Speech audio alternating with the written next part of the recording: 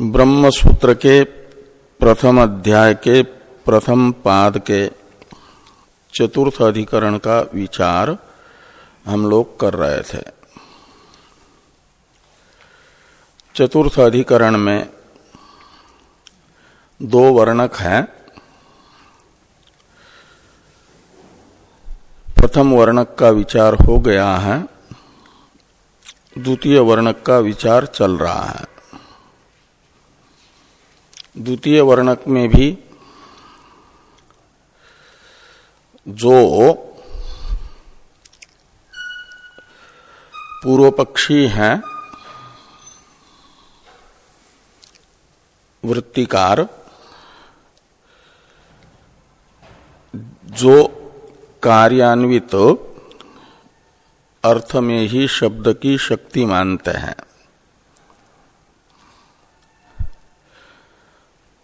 और इसलिए उपनिषदों के द्वारा ब्रह्म का ज्ञापन तो होगा, लेकिन कार्यान्वितत्वेन रूपेण,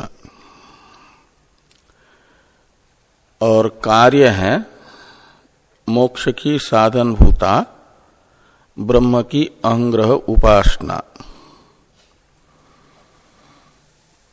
उनके यहां उपासना से मोक्ष होता है।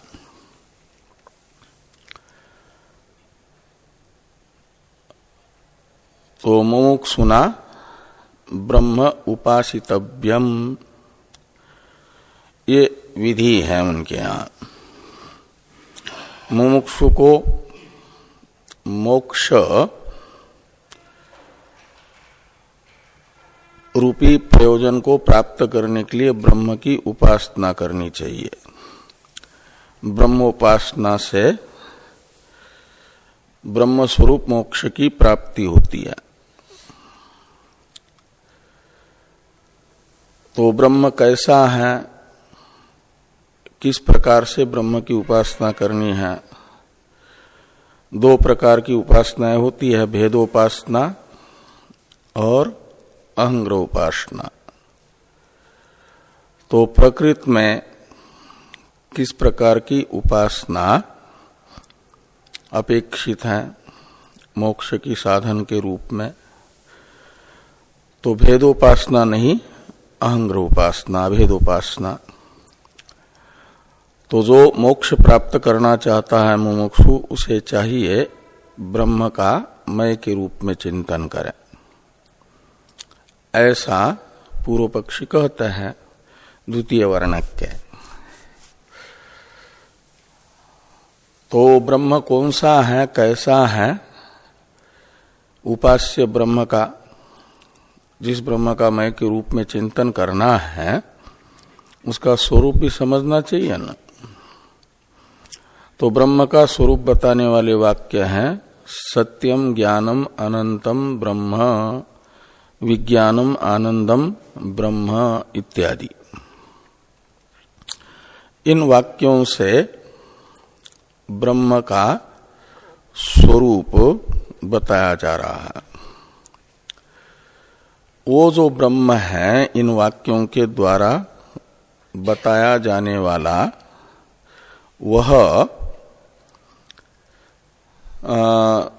कार्य अनन्वित नहीं, तटस्थ नहीं, अपितु सत्यम ज्ञानम अनंतम ब्रह्म इत्यादि शब्दों से पूर्व पक्षी कहते हैं मोक्ष की साधन भूता ब्रह्म की अहंग्रह उपासना रूप जो कार्य है, उसके साथ उपास्यत्वेन रूपेण अन्वित ब्रह्म में ही सत्यादि शब्दों की शक्ति रहेगी।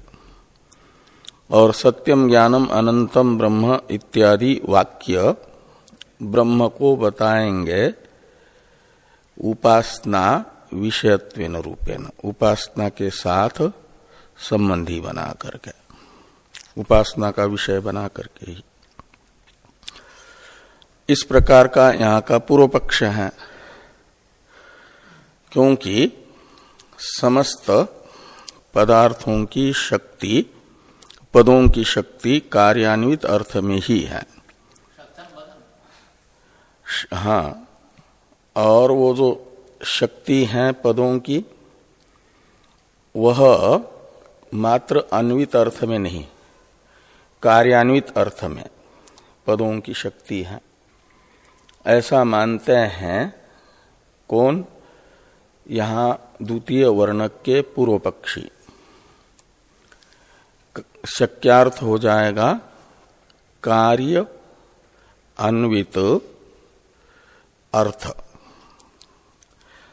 पूर्व पक्षी के अनुसार, और शक्त हो जाएगा पद,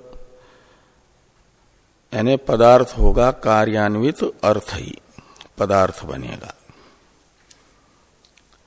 इस प्रकार का जो पूर्व पक्षी का कहना है, और इसमें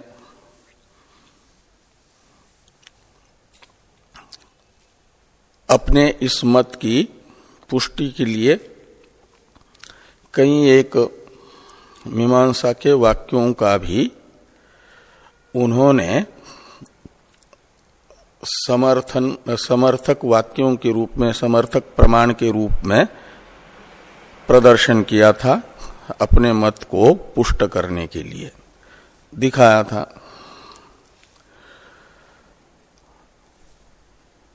कि केवल सिद्ध वस्तु जो कार्य अनन्वित है उसे कोई शब्द नहीं बता पाएगा, अपितु कार्यान्वित अर्थ को ही बताएगा। ये सब जो उन्होंने अपने मत को पुष्ट करने के लिए मीमांसा के वाक्य प्रमाण के रूप में बताए थे, उनका अनुवाद करके ये बताया गया भाष्य में कि मीमांसा के भी कई एक शब्द ऐसे हैं जो सिद्ध वस्तु को बताते हैं।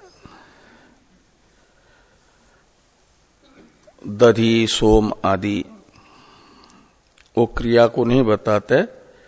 दधि, सोम आदि पदार्थ हैं सिद्ध पदार्थ, और उनको बताते हैं दधना जुहोति सोमेन यजेत इत्यादि वाक्यस्थ सोमादि पद। वे सिद्ध पदार्थ होने पर भी मीमांसक कहेंगे कि होमादि रूप जो क्रियाएं हैं उनके शेष के रूप में बताए जा रहे हैं। ऐसे ब्रह्म क्रिया शेष न होने से, सत्यादि पद से नहीं कहा जाएगा वेदांतियों का ब्रह्म। और यदि बताना है तो उपासना रूप क्रिया का शेष बना करके कहो। उस अवसर पर यह कहा गया कि केवल अन्वितार्थ में शब्द की शक्ति होती है, न कि कार्यान्वित अर्थ में। शब्द अन्वित अर्थ को बताता है, इतना मानने मात्र से ही शब्द की शक्ति का निर्धारण करने में लाघव है।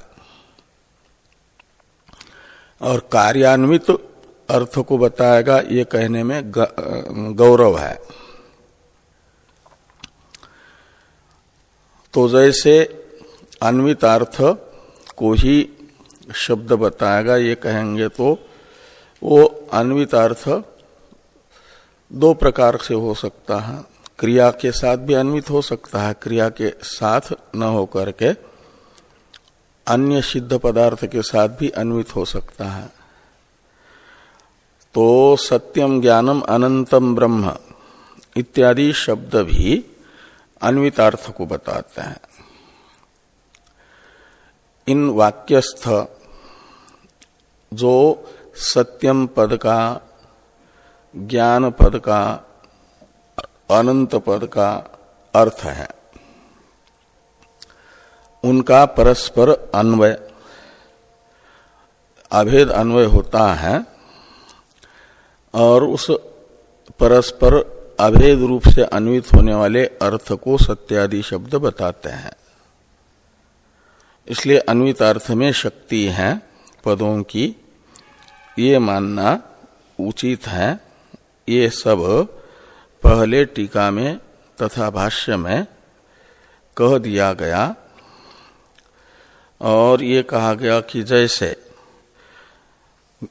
पूर्व मीमांसा में भी कर्मकांड में आए हुए यजेत सोमेन यजेत दध्ना ज्योति इत्यादि वाक्य अन्वित अर्थ को, इस वाक्यस्थ सोमादि पद अन्वित अर्थ को बताते हैं, ऐसे सत्यम ज्ञानम अनंतम ब्रह्म इत्यादि वाक्यस्थ सत्यादि पद भी अन्वित अर्थ रूप ब्रह्म के परामर्शक होंगे और उसके लिए कोई आग्रह नहीं कि वो कार्यान्वित ही हो, अन्वित होना चाहिए पदार्थ, सिद्ध पदार्थ के साथ भी।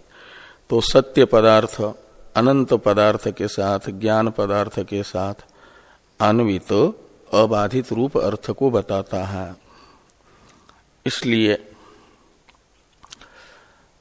ये सत्यादि पद रूप जो उपनिषद हैं उनसे कार्य अनन्विततया ही ब्रह्म का प्रतिपादन होगा, ये बताया गया। और भी कर्मकांड में आए हुए जो निषेध वाक्य हैं, 5 प्रकार का वेद वाक्य है ना, वेद में आए हुए जितने वाक्य हैं उनके अवान्तर 5 भेद किए जाते हैं। विधि, निषेध, मंत्र, नामधेय और अर्थवाद, ऐसे 5 अवान्तर भेद होते हैं।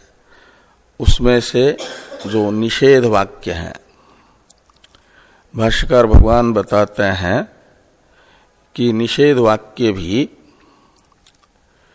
सिद्ध अर्थ को ही बताते हैं, न कि क्रिया रूप अर्थ को या क्रिया के साधन रूप अर्थ को।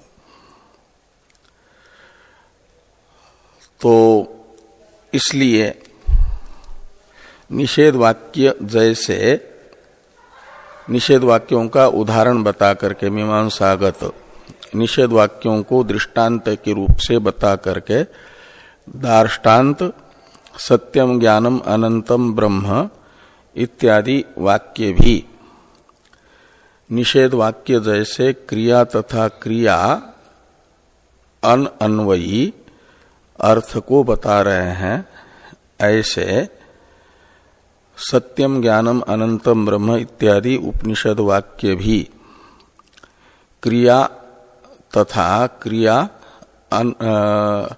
शेष को न बता करके बताएंगे केवल सिद्ध वस्तु को। इसे समझाने के लिए दृष्टांत बताया जा रहा है अपिच इत्यादि। अपिच ब्राह्मणों न हंतव्य, जो पूर्व में आया है ना, एक पृष्ठ पहले है हमारे इसमें, वहीं से प्रकरण शुरू हो रहा है। जहां तक हम लोग किए थे उससे 1-2 पंक्ति, एक पंक्ति पहले है। अक्रियार्थानाम उपदेशो अनर्थकश्चेत ब्राह्मणो न हंतव्य इत्यादि निवृत्ति उपदेशानाम अनर्थक्यम प्राप्तम, यहां तक हुआ है ना। तो इसकी शुरुआत है यहां से, एक वाक्य पूर्व में है कि अपिच ब्राह्मणो न हंतव्य इत्येवं आद्या निवृत्ति उपदिश्यते। यहां से एक दूसरा उदाहरण दे करके उपनिषदें क्रिया तथा क्रिया शेष रूप जो नहीं है ऐसे सिद्ध वस्तु ब्रह्म को बता करके भी प्रमाण हो जाएंगे, सार्थक हो जाएंगे, ये बता रहे हैं। तो अपिच इत्यादि की अवतरण टीका को देखिए। इदानीम वेदांतानाम निषेध वाक्यवत सिद्धार्थ परत्वम आह इत्याह अपिच इति। तो इदानीम यानी मीमांसागत सोम, दधि इत्यादि पदार्थों को पूर्व में इन पदों को दृष्टांत के रूप से बता करके सत्यादि पद भी बताएंगे सिद्ध वस्तु को, ये जैसे कहा। इसके बाद अपिच इत्यादि वाक्यों से कर्म कांडांतर्गत निषेध वाक्य भी सिद्ध वस्तु के बोधक है, ये दिखा करके। तो जैसे निषेध वाक्य वेद होता हुआ भी कार्य अनन्वित अर्थ को बताता है, सिद्ध वस्तु को बताता है, ऐसे उपनिषद ज्ञान कांड रूप वेद भी कार्य अनन्वित कूटस्थ सिद्ध वस्तु ब्रह्म को बता सकता है, ये बताया जा रहा है। इस अभिप्राय से लिखते हैं इदानीम वेदांतानाम निषेध वाक्यवत सिद्धार्थ परत्वम इत्याह। अब भाष्य में देखिए, अपिच ब्राह्मणो न हंतव्य इत्येवम् आद्या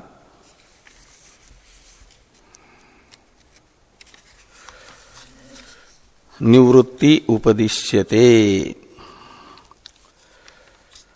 तो ब्राह्मणों न हंतव्य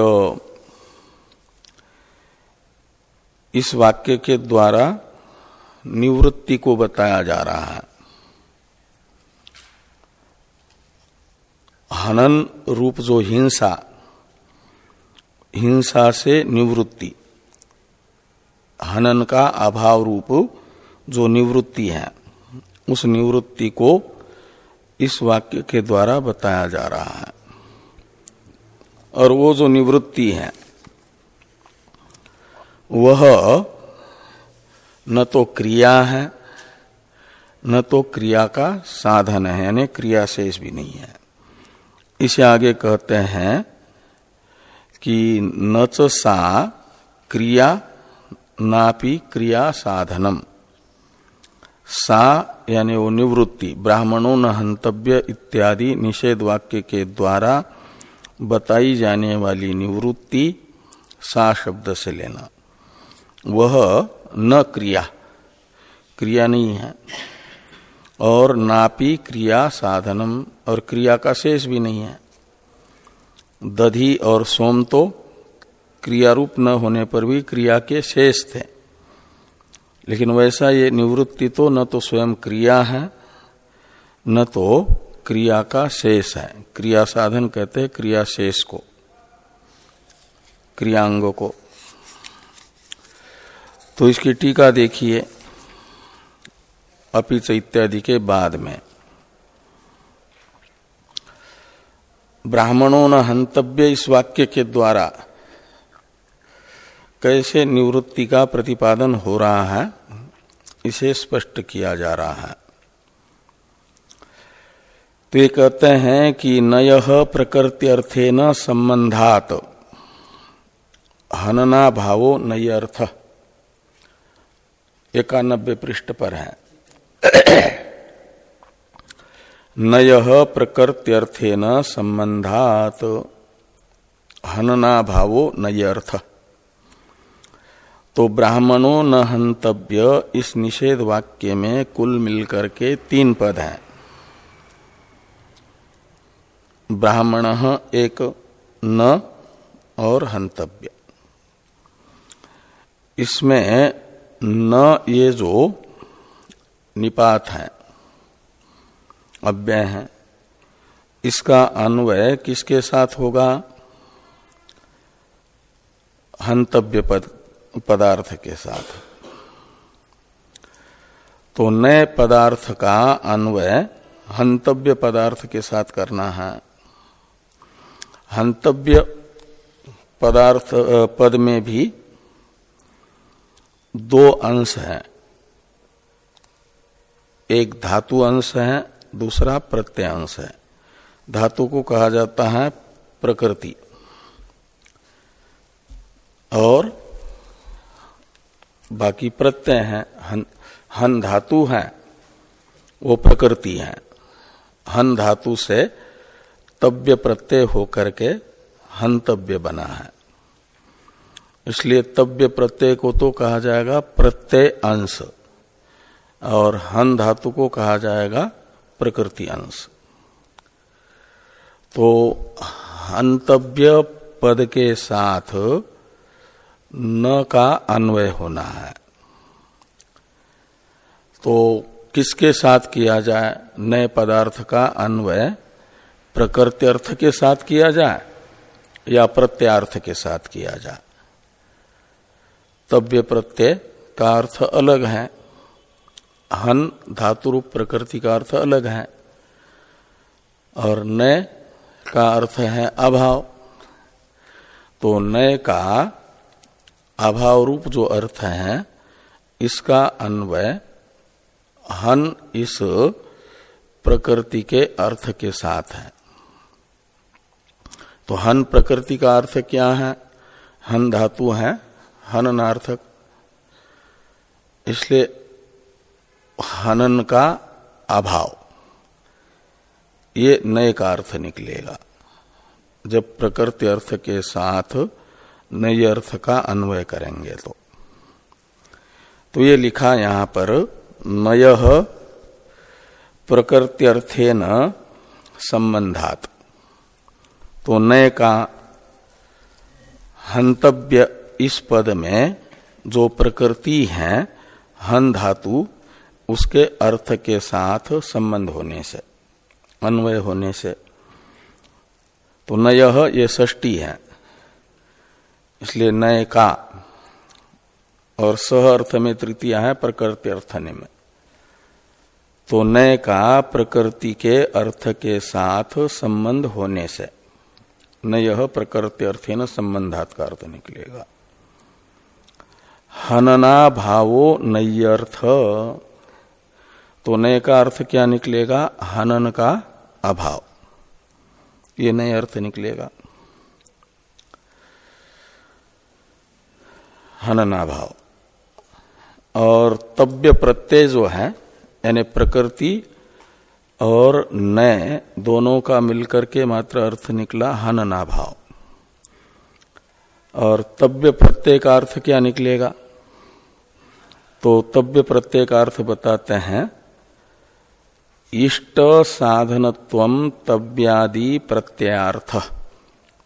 तव्यादि इसमें आदि शब्द से लेना तव्यत, तव्य, तव्यत प्रत्यय, फिर अनियर प्रत्यय, और इन ये सब कृत्य प्रत्यय हैं। और इन कृत्य प्रत्यय और भी हैं। तव्यत तव्य अनियर के अपवाद रूप कुछ प्रत्यय हैं।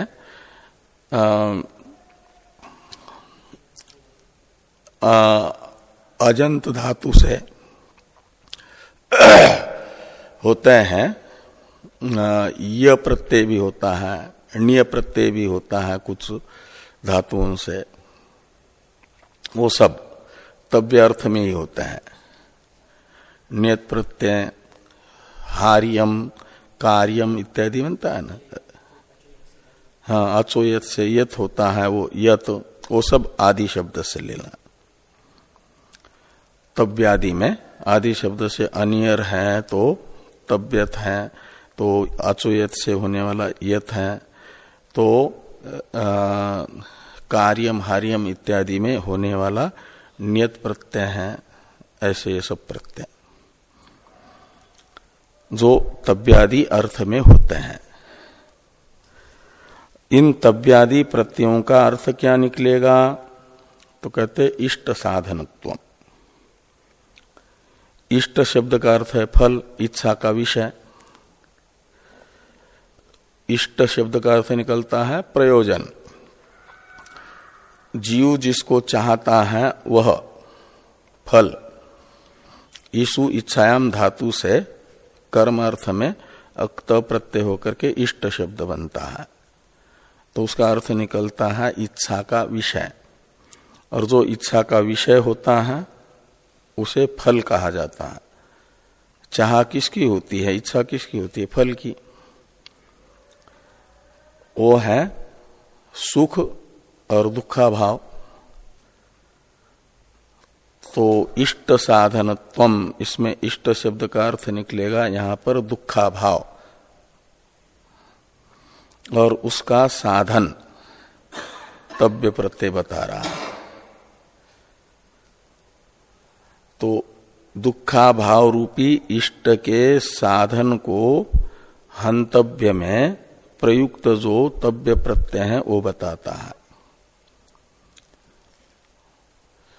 तो न का हन के अर्थ के साथ अन्वय करके अर्थ निकला हनना भाव, और उस हनना भाव में तव्य प्रत्यय बताएगा इष्ट साधनत्व। हनना भाव इष्ट का साधन है, यानी दुखा भाव का साधन है। कौन? हनना भाव।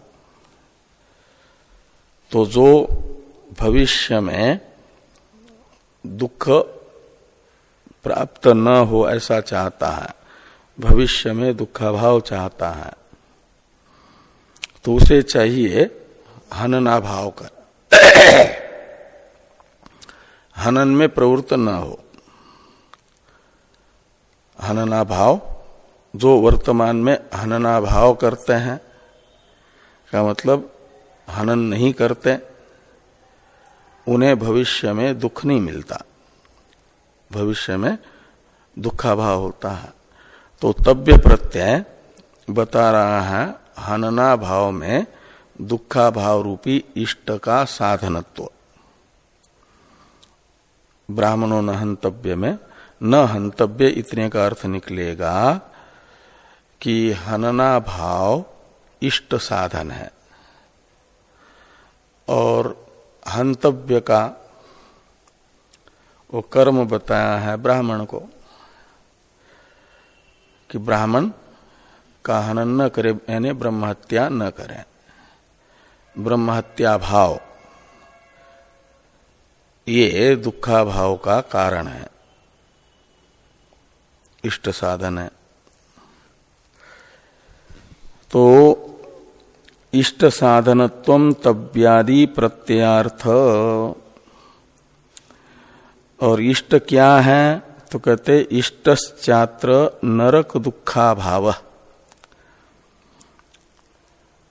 कोई भी मनुष्य ऐसा नहीं होगा जो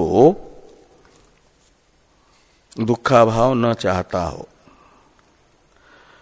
नरक में जाना चाहता हो, नरक दुख भोगना चाहता हो, ऐसा कोई मनुष्य नहीं है। वो सब चाहते हैं नरक दुखा भाव, सबके सब। तो इसलिए नरक दुखा भाव को माना जाएगा इष्ट। तो इष्टश्चात्र नरक दुखा भाव, और उसका साधन हनना भाव कैसे होगा? तो कहते तत्परिपालको हनना भाव इति निषेध वाक्यार्थ। तो तत्परिपालक में तत् शब्द का अर्थ है नरक दुखा भाव रूप इष्ट पदार्थ, और इष्ट साधन में जो साधन था उसका अर्थ कर दिया परिपालक। तो नरक दुखा भाव का परिपालक है कौन? हनना भाव। तो जो हनन नहीं करते हैं, हनना भाव से युक्त रहते हैं, उनके अंदर का जो हनना भाव है वह नरक दुखा भाव का संरक्षक है, साधन है, उन्हें नरक में जाने नहीं देता। फिर वो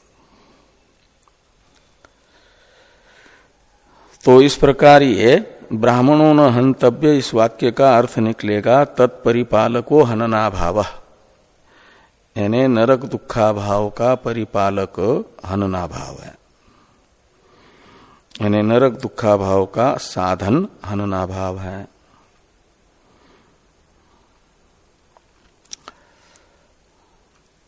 आगे लिखते हैं कि हनना भावो दुखा भाव हेतु इति उक्तौ, अर्थात हननस्य दुख साधनत्व धिया पुरुषो निवर्तते। जब ये ज्ञान होता है कि हनना भाव दुखा भाव का कारण है, ब्राह्मणों न हंतव्य यह वाक्य हनना भाव को दुखा भाव रूप इष्ट का साधन बताएगा, तो ये सुन करके इति उक्तौ ऐसा कहने के बाद इस वेद वाक्य के प्रति श्रद्धा करने वाले को अर्थात ये ज्ञान होता है, श्रुत अर्थापत्ति प्रमाण से ज्ञान होता है कि हननस्य दुख साधनत्व धिया पुरुषो निवर्तते। हनना भाव दुखा भाव का हेतु है, तो अर्थात हनन दुख का हेतु है। तो यदि हत्या करेंगे तो नरक दुख की प्राप्ति होगी, ऐसा ये शब्दतः नहीं अर्थात ज्ञान हो जाता है। वाचार्थ तो निकलेगा हनना भाव दुखा भाव का साधन है, और श्रुत अर्थापत्ति से ज्ञान होगा कि हनन दुख प्राप्ति का साधन है। तो जो दुख प्राप्त कराने वाला साधन है उससे फिर निवृत्ति होगी। कोई नहीं चाहेगा कि ऐसा कार्य मैं करूं जिससे हमें भविष्य में नरक दुख भोगना पड़े। और हनन में नरक दुख हेतुत्व ज्ञान हो रहा है, अर्थात तो नरक में और नरक दुख है अनिष्ट, तो अनिष्ट साधनत्व हनन में देख करके उससे निवृत्ति ये हो जाती है। अर्थात सीधे सीधे तो शब्दार्थ निकलेगा हनना भाव दुखा भाव का कारण है, और अर्थात ये ज्ञान होगा हनन नरक दुख रूपी अनिष्ट का साधन है। उस हनन में अनिष्ट साधनत्व ज्ञान से हनन से निवृत्ति होगी। जहां जाने से दुख प्राप्त होता है वहां जाने से बचता है न व्यक्ति। जो काम करने से दुख प्राप्त हो वो काम करने से बच जाता है। उसे बलात् कोई प्रवृत्त करेगा तब भी वो रुकता है, वो नहीं करता। तो ये कहते हैं कि अर्थात हननस्य दुख साधनत्व धिया पुरुषो निवर्तते, ये ध्यान में है ना। तो नात्र नियोग कश्चित इति, तो अत्र यानी ब्राह्मणों न हंतव्य इस वाक्य में कोई नियोग यानी क्रिया नहीं बताई जा रही है, कार्य नहीं बताया जा रहा है, विधि नहीं है। तस्य नियोग यानी विधि, और विधि क्यों नहीं है तो कहते हैं इसलिए कि तस्य क्रिया तत्साधन दध्यादि विषयत्वात् तस्य यानी नियोगस्य, नियोगस्य यानी विधेय। तो जो विधि होता है वह होमादि रूप क्रियाएं और तत्साधन यानी होमादि क्रियाओं का साधन रूप जो दध्यादि है तद विषयक विधि होता है। तो यहां तो और वो होमादि क्रियाएं हैं स्वर्गादि रूप सुख के साधन, इष्ट के साधन। तो इष्ट साधनत्व उन होमादि क्रियाओं में ज्ञात होने से उसका विधान हो रहा है। क्रिया और दध्ना ज्योति इत्यादि में क्रियांगत्वेन रूपेण दध्यादि का विधान हो रहा है। ऐसे यहां पर ब्राह्मणों न हंतव्य इस वाक्य में किसी क्रिया की प्रतीति नहीं हो रही है, अपितु हनन क्रिया के अभाव की प्रतीति हो रही है।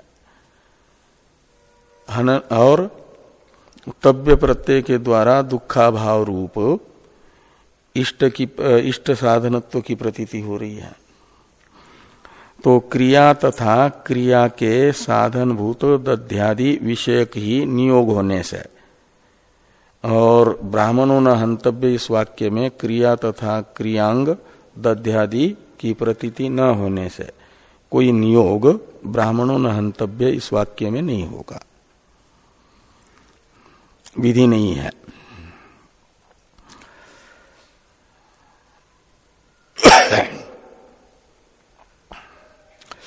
आगे कहते हैं कि नच हननाभाव रूपा नए वाच्या निवृत्ति क्रिया, नच का अन्वय क्रिया के साथ करिए। तो हननाभाव रूपा नए वाच्या निवृत्ति नच क्रिया, ऐसा यदि कोई ये कहे कि ब्राह्मणों न हंतव्य इस वाक्यस्थ नय का वाच्य रूप हनना भाव रूपा जो निवृत्ति है वह निवृत्ति ही क्रिया है, ऐसा यदि कोई कहता है तो कहते इति नच वाच्यम, ऐसा नहीं कह सकते। वो नय का वाच्य रूप हनना भाव रूपा निवृत्ति वो क्रिया रूप नहीं है। क्यों कहते हैं? अभावत्वात्, क्रिया भाव रूप पदार्थ है और यहां तो न हनना भाव को बताता है और निवृत्ति हनना भाव रूप हो गई, अभाव रूप हो गई। अभाव रूप होने से उसे क्रिया नहीं कहा जा सकता। और नापि क्रिया साधनम, ब्राह्मणों न हंतव्य इस वाक्य में कोई क्रिया के साधन को भी नहीं बताया जा रहा है। न तो क्रिया है यहां, न तो क्रिया का साधन है। इसलिए यहां नियोग यानी विधि नहीं होगा। विधि होता है क्रिया विषयक या तो क्रिया साधन विषयक। आगे कहते हैं अभावस्य भावार्था हेतुत्वात्, भावार्थ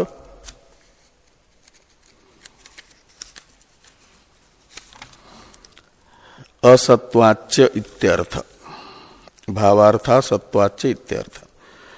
जो अभाव होता है ना वह भाव रूप अर्थ का हेतु नहीं बन सकता।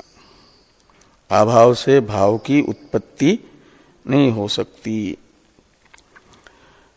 और यहां तो हनना भाव ये किसी क्रिया का साधन नहीं माना जा सकता। क्रिया भाव रूप होती है और उस भाव रूप क्रिया का नय अर्थ हनना भाव साधन नहीं बनेगा। इस दृष्टि से कहते हैं कि अभावस्य भावार्थ अहेतुत्वात्, जो अभाव होता है वह भाव रूप किसी पदार्थ का कारण नहीं होता। और भावार्थ असत्वाच्य, और यहां भाव रूप कोई अर्थ है भी नहीं जिसका वो कारण माना जाए, जिसको क्रिया का साधन माना जाए। यहां तो केवल हनना भाव ही प्रतीत हो रहा है, और जो इष्टत्वेन रूपेण प्रतीत हो रहा है वो भी दुखा भाव प्रतीत है। तो भावार्थ असत्वाच्य इत्यर्थ। अतो निषेध शास्त्रस्य सिद्धार्थे प्रामाण्यम इति भाव।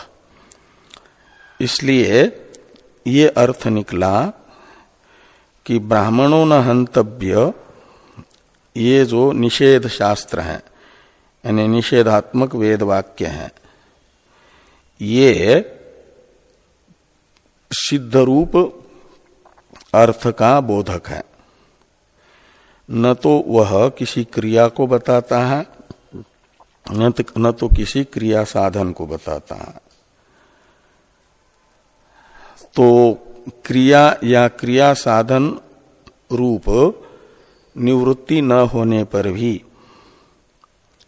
अभाव रूपा है वो, तो उसका वाचक ब्राह्मणों न हंतव्य ये वेद हुआ कि नहीं। यदि आम्नायस्य क्रियार्थत्वात् अनर्थक्यम अतदर्थानाम के अनुसार जो क्रिया का या क्रियांग का वाचक नहीं है वो अनर्थक है ऐसा मानेंगे, तो फिर ब्राह्मणों न हंतव्य को भी मानना पड़ेगा अनर्थक, क्योंकि वह भी क्रिया या क्रिया अंग को नहीं बताता है, अक्रियार्थक हो गया। तो जैसे ये अक्रियार्थक होने पर भी सार्थक है, सफल है, दुखा भाव रूप फल वाला है, ऐसे अब आगे का वाक्य ये तो दृष्टांत है, दार्ष्टान्त में बताया जाएगा कि सत्यम ज्ञानम अनंतम ब्रह्म इत्यादि उपनिषद वाक्य भी क्रिया तथा क्रियांग से विलक्षण जो सिद्ध वस्तु ब्रह्म है उसे बता सकते हैं। जैसे निषेध वाक्य बता रहा है क्रिया तथा क्रियांग से अतिरिक्त सिद्ध अर्थ को। इसी के लिए दृष्टांत के रूप में दिखाया गया है। आगे कहते हैं अक्रियार्थानाम इत्यादि का अवतरण लिखते हुए टीकाकार विपक्षे दंडम आह,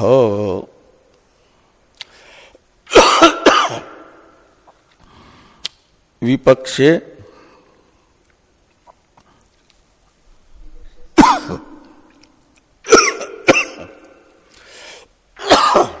विपक्ष का अर्थ है पूर्व पक्ष, जैसा मानना चाहता है ऐसे। जो विरोधी पक्ष हैं उन्हें विपक्ष कहा जाता है। ब्राह्मणों न हंतव्य इस वाक्य को सिद्ध अर्थ में प्रमाण नहीं मानेंगे यदि, तो फिर इसमें अनर्थक्य मानने की आपत्ति आएगी। ये दोष बताया जा रहा है।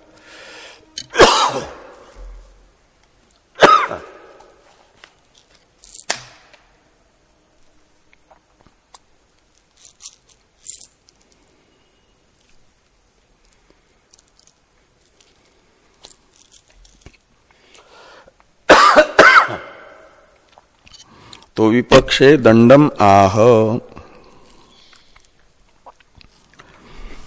अक्रिया इति। तो भाष्य में देखिए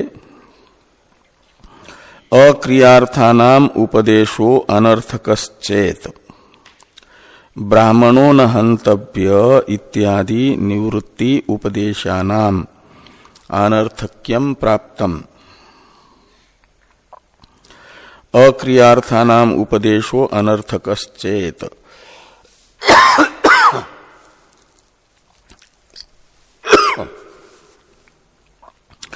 तो जो क्रियार्थक नहीं है ऐसे उपदेश यानी वेद वाक्य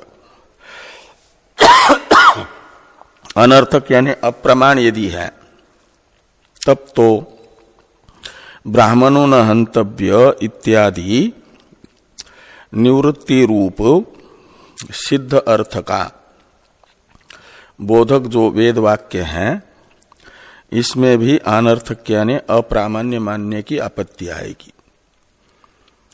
और ये ब्राह्मणों न हंतव्य वाक्य अप्रमाण है, ये मानना पूर्व पक्षी को अभिष्ट नहीं है,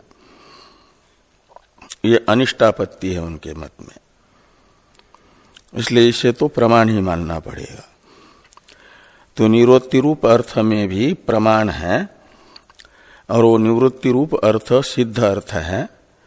तो निवृत्ति रूप सिद्ध अर्थ में भी ब्राह्मणों न हंतव्य इस निषेध वाक्य का प्रामाण्य स्वीकार किया। इसका अर्थ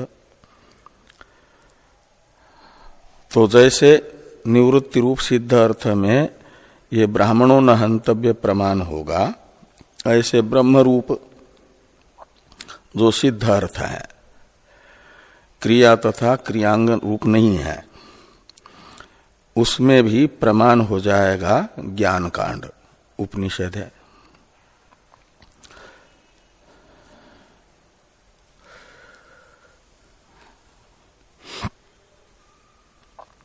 आगे हैं टीका थोड़ी सी, इसे देखिए।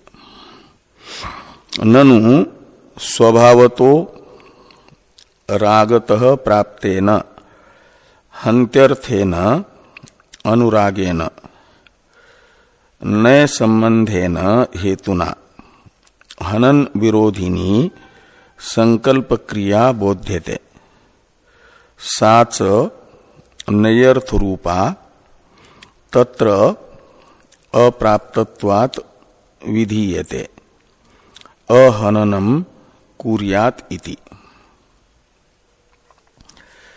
तो ये कहते हैं ननु यानी शंका है, ये सिद्धांति के प्रति पूर्व पक्ष की शंका रहेगी कि स्वभावतः रागतः प्राप्तेन हन्त्यर्थेन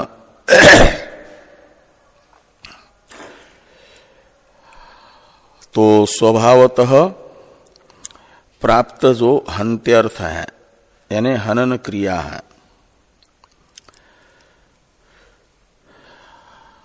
वर्तमान में जो दृष्ट फल है, कुछ लौकिक पदार्थों की प्राप्ति और उन पदार्थों की प्राप्ति में बाधक बनने वाला जो है उसका हनन करने से ही वो प्राप्त होगा, उसको हटाएंगे तभी प्राप्त होगा। तो ये जो जिसका हनन किया जा रहा है वह प्रतिबंधक है दृष्ट फल की प्राप्ति में। उस प्रतिबंधक का हनन, नाश, हिंसा ये उस प्रतिबंधक के हनन का जो फल है दृष्ट कुछ लाभ वस्तु विशेष का, उसके प्रति जो स्वभावतः चित्त में राग है, उस राग से प्राप्त हुआ हनन, वो कहेगा नहीं ऐसे देता है तो इसको नष्ट करके प्राप्त कर लो। वो राग अंदर से प्रेरणा करेगा, इसलिए रागतः प्राप्त हुआ हनन और फिर श्रुति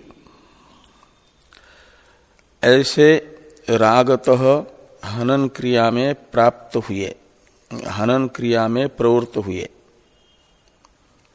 मनुष्य के प्रति अनुराग रखती है, प्रेम रखती है।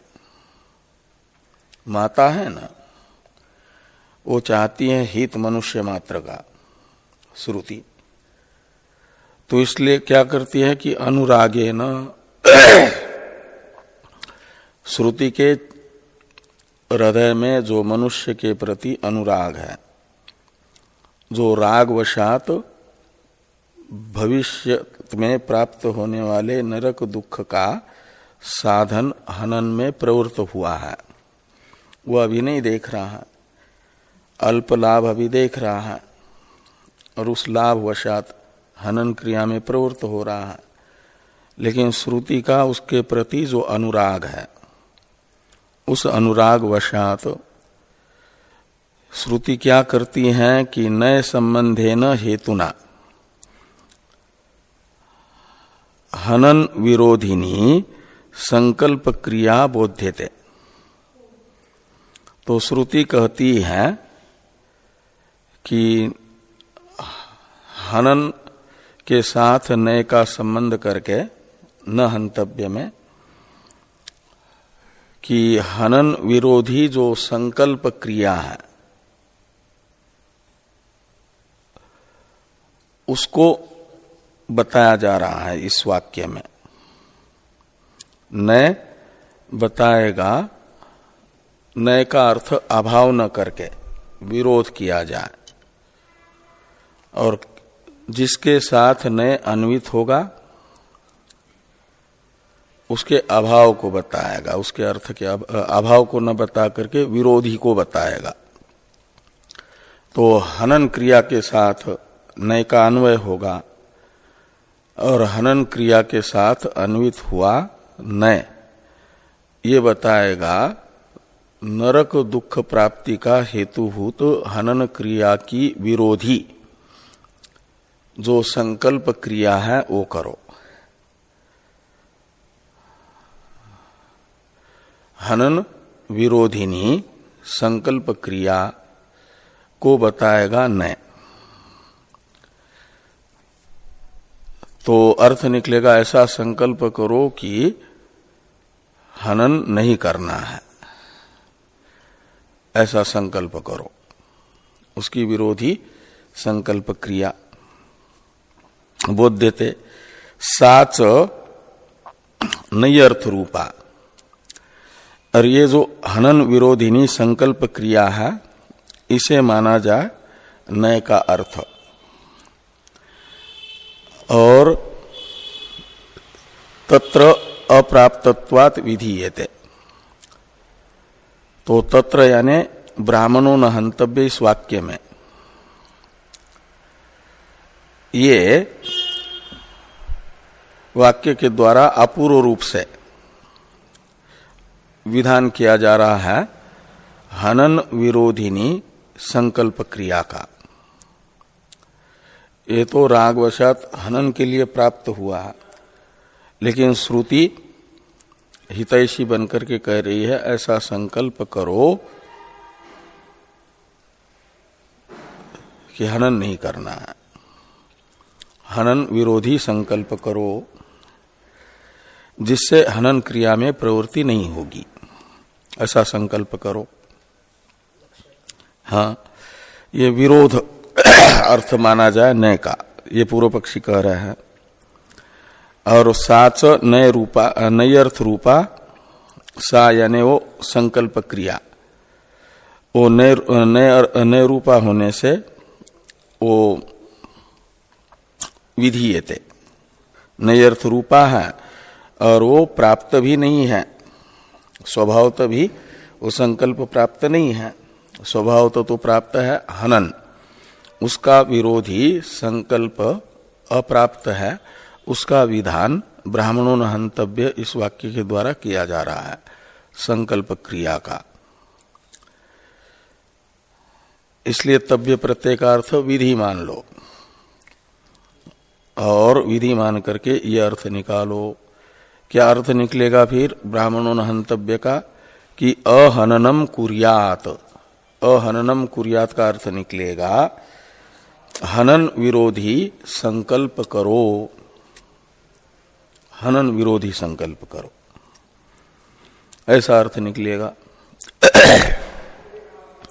इसलिए ये जो आप कहते हो कि ब्राह्मणों न हंतव्य, इसमें कोई क्रिया नहीं है, ये ठीक नहीं है।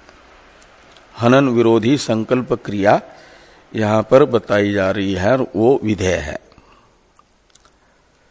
तथा च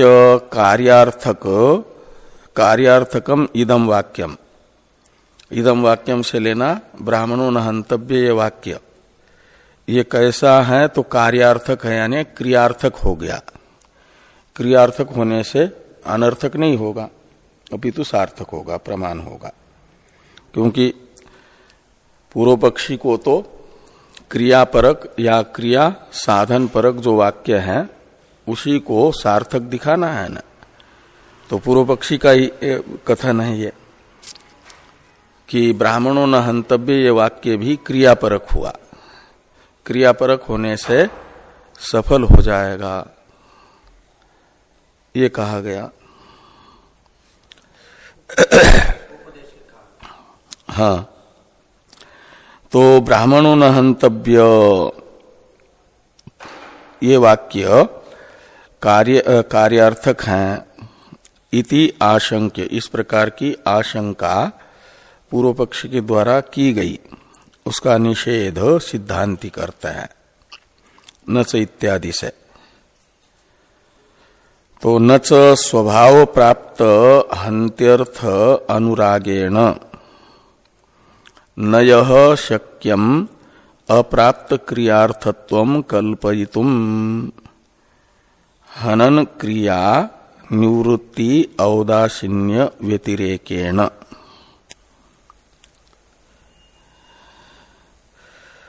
तो यहां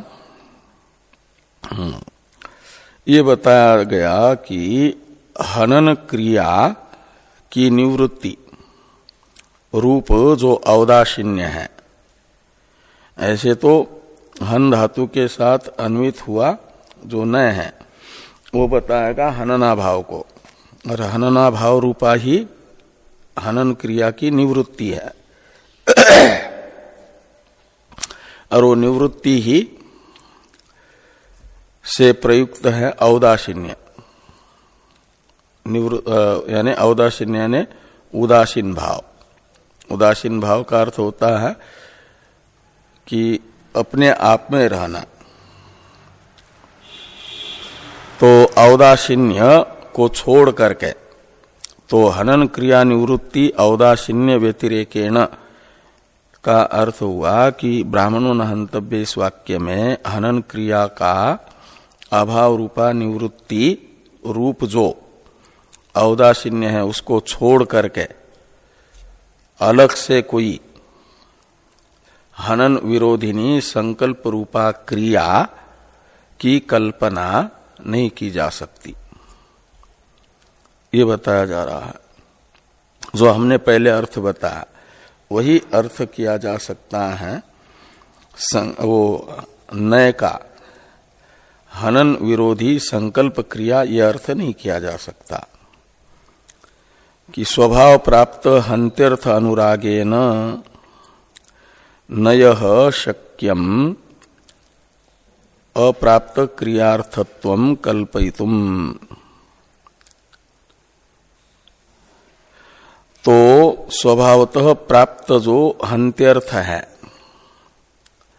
यानी हनन के प्रति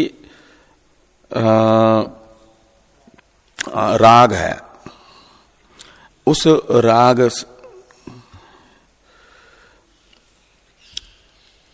रागेन नयः शक्यम अप्राप्त क्रियार्थत्वं कल्पयितुम। तो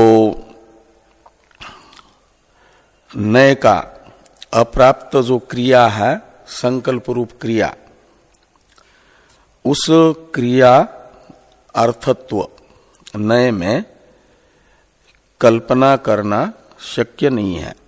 न का अन्वय करना है शक्य के साथ, जो शुरू में न है ना, नच। तो अप्राप्त क्रियार्थत्वम नयः कल्पयितुम न च शक्यम, ऐसा अन्वय है।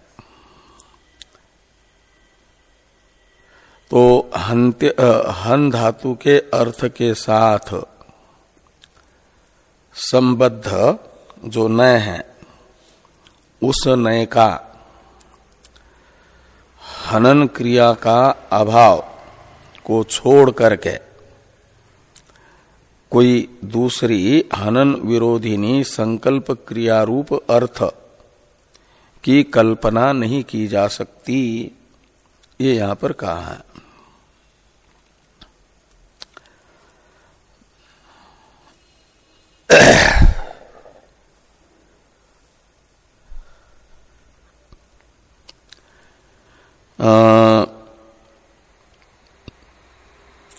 एक वाक्य टीका में है, इसे देखिए।